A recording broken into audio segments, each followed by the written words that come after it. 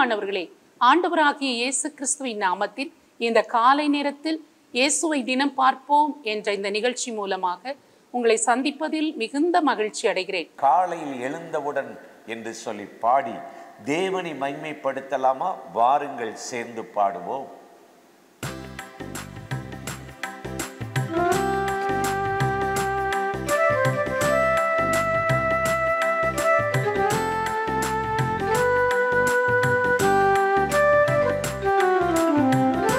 காலையில் எழுந்ததும் நான் கர்த்தரை நோக்கிடுவேன், கண்களை ஏறெடுப்பேன், கைகளை உயர்த்திடுவேன்.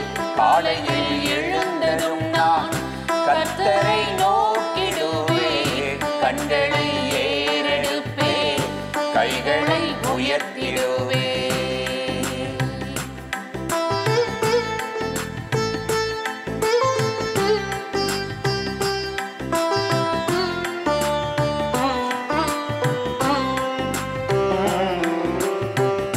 எனக்கு உதவி செய்யும் எனது ஆண்டவர் என் பக்கம் இருக்கின்றீரே.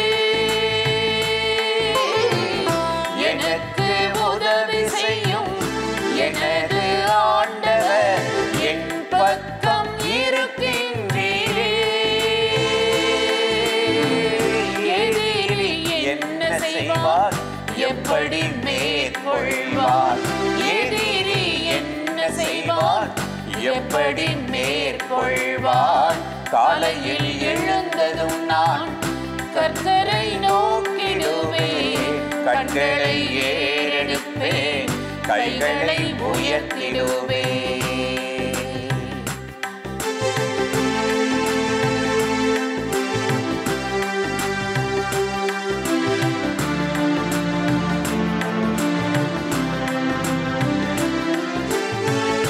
எனக்காக யாவையும் செய்து முடிப்பவர் என் பக்கம் இருக்கின்றீரே. எனக்காக யாவையும் செய்து முடிப்பவர் என் பக்கம் இருக்கின்றீரே. ஏன் நான் கலங்கிடணும், ஏன் நான் பயப்படணும்? ஏன் நான் கலங்கிடணும், ஏன் நான் பயப்படணும்? காலையில் எழுந்ததும் நான் கர்த்தரை நோக்கிடுவேன், கண்களை ஏறெடுப்பேன், கைகளை உயர்த்திடுவேன்.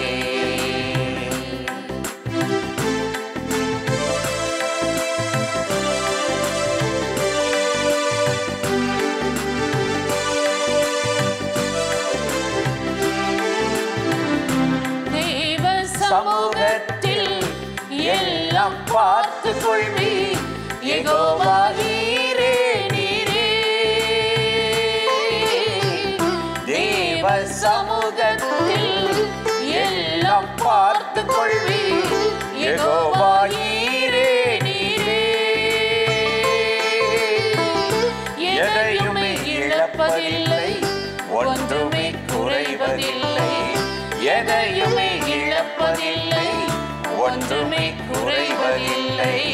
காலையில் எழுந்ததும் நான் கர்த்தரை நோக்கிடுவேன், கண்களை ஏறெடுப்பேன், கைகளை உயர்த்திடுவேன். காலையில் எழுந்ததும் நான் கர்த்தரை நோக்கிடுவேன், கண்களை ஏறெடுப்பேன், கைகளை உயர்த்திடுவேன்.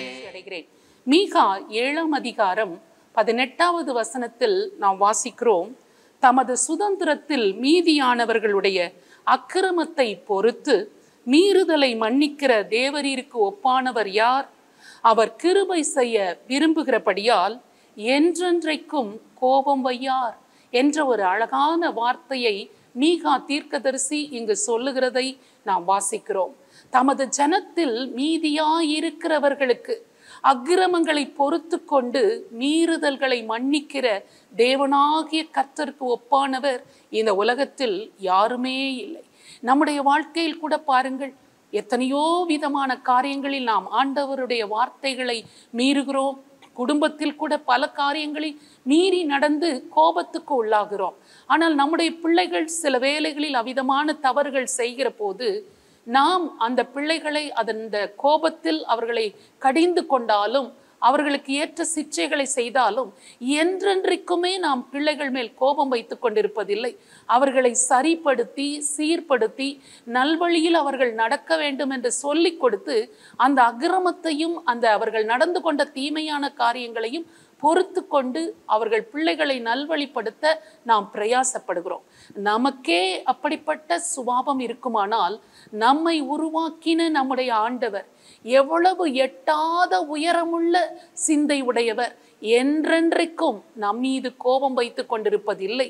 நாம் தவறு செய்கிற போது நம்மை அவர் சில வேளைகளில் சிட்சிக்கிறார். நாம் அவருடைய வழிகளில் மீறி நடக்கிற போது நம்மீது அவர் கோபம் கொள்கிறார், உண்மைதான். ஆனால் எந்த நேரமும் அவர் கோபமாகவே இருப்பார் என்று சொல்லி எண்ணிக்கொண்டு ஆண்டவரிடத்தில் நெருங்கி செல்வதற்கு இன்றைக்கு அநேகர் தயங்கிக் கொண்டே இருக்கிறோம்.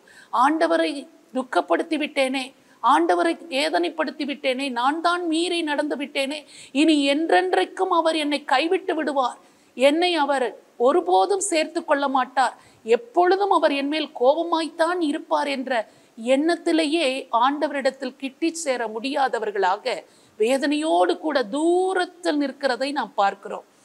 இளைய மகன் தூரத்தில் நின்று கொண்டிராதபடி தகப்பனிடத்தில் தைரியமாய் எழும்பி வந்து, அக்கிரமத்தை பொறுத்து கொள்கிறவரே, என் மீறுதல்களை மன்னிக்கிறவரே, நீர் எனக்கு இரக்கம் காண்பித்து உம்முடைய மகனாக ஏற்றுக்கொள்ள முடியாவிட்டாலும் உம்முடைய வீட்டில் ஒரு வேலைக்காரனாக வைத்துக் கொள்ளும் என்று சொல்லி தைரியமாய் தகப்பனிடத்தில் வந்தது போல இன்றைக்கு தைரியமாய் கிருபாசன தண்டை கிட்டி சேர கடவோம் என்று வேதம் சொல்லுகிறது போல ஆண்டவர் இயேசு மிகுந்த கிருபை செய்க விரும்புகிறவர் என்று உணர்ந்து அதை நம்பி தைரியமாய் நாம் இயேசுவிடத்தில் வர வேண்டும்.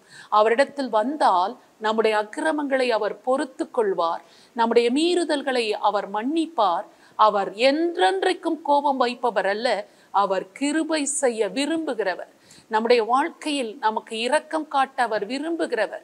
அதனால் தைரியமாக தேவனுடைய அன்பை விசுவாசித்து அவருடைய இரக்கத்தை விசுவாசித்து, அவர் என்னை மன்னிக்க தயை பெருத்திருக்கிறார், என்மேல் அவர் கோபம் கொண்டாலும் என்னை அவர் தள்ளிவிட போவதில்லை என்ற நம்பிக்கையோடு கூட ஆண்டவர் இயேசுவிடம் கிட்டி வாருங்கள். கர்த்தர் உங்களை அன்போடு கூட அணைத்து கொள்வார். உங்களுடைய அக்கிரமங்களை மன்னித்து மீறுதல்களை பொறுத்து கொண்டு உங்களை வாழ வைக்கிற தெய்வம் இன்றைக்கும் அவர் உயிரோடு கூட இருக்கிறார். அவரை நோக்கி நாம் இப்பொழுது ஜெபிக்கலாமா? பரிசுத்தமுள்ள நல்ல தகப்பனே, இந்த அருமையான காலை நேரத்தில் யாரெல்லாம் தயங்கி தூரத்தில் நின்று ஆண்டவரிடத்தில் நான் சேர முடியாது, அவர் என்னை தள்ளிவிடுவார், அவர் என் மேல் கோபமாயிருக்கிறார், நான் அவருடைய பிள்ளையே அல்ல, அவரை துக்கப்படுத்தி விட்டேன், வேதனைப்படுத்தி விட்டேன் என்று சொல்லி மனம் கலங்கி தூரத்தில் நின்று கொண்டிருக்கிறார்களோ, அவர்கள் ஒவ்வொருவர் மீதும் நீர் கிருபையாய் இறங்கி அவருடைய அக்கிரமங்களை பொறுத்து மீறுதல்களை மன்னிக்கிறவர், நீர் கிருபை செய்ய விரும்புகிறவர், இறங்குகிறவர் என்கிற அந்த தெய்வீக அன்பை உணரவும் ஆண்டவரே அவர்கள் விசுவாசிக்கவும் உம்மிடத்தில் கிட்டி சேரவும் ஒவ்வொருவருக்கும் நீர் கிருபை தாரும். உமது அன்பை பற்றி கொண்டு உமது இரக்கத்துக்குள் அவர்களை இந்த நாட்களில் கூட்டி சேர்த்தருளும் என்று சொல்லி உம்மை நோக்கி நாங்கள் செபிக்கிறோம். ஒவ்வொருவர் வாழ்க்கையையும் நீர் பரிசுத்தப்படுத்தும், தூய்மையாக்கும். அவர்கள் வாழ்க்கையில் அக்கிரம சிந்தைகள் ஒருவேளை இருக்குமாயிருந்தால் எல்லாவற்றையும் நீர் அப்புறப்படுத்தி பொறுத்து கொள்ளும். மீறுதல்களை மன்னித்து அவர்களை இரக்கமாய் சேர்த்து கொள்ளும்படியாக உமது கிருபை உள்ள கரங்களில் ஒப்பு கொடுத்து நாங்கள் செபிக்கிறோம். இயேசு கிறிஸ்துவின் நாமத்தில் செபிக்கிறோம் நல்ல பிதாவே, ஆமென். இந்த நிகழ்ச்சி உங்களுக்கு மிகுந்த ஆசீர்வாதமாய் இருந்திருக்கும் என்று நிச்சயமாய் நம்புகிறோம். நீங்கள் பெற்றுக்கொண்ட நன்மைகளை எங்களோடு கூட பகிர்ந்து கொள்ளுங்கள், மற்றவர்களிடத்திலும் ஷேர் பண்ணுங்கள். கர்த்தர் உங்களை ஆசீர்வதிப்பாராக. ஆமென்.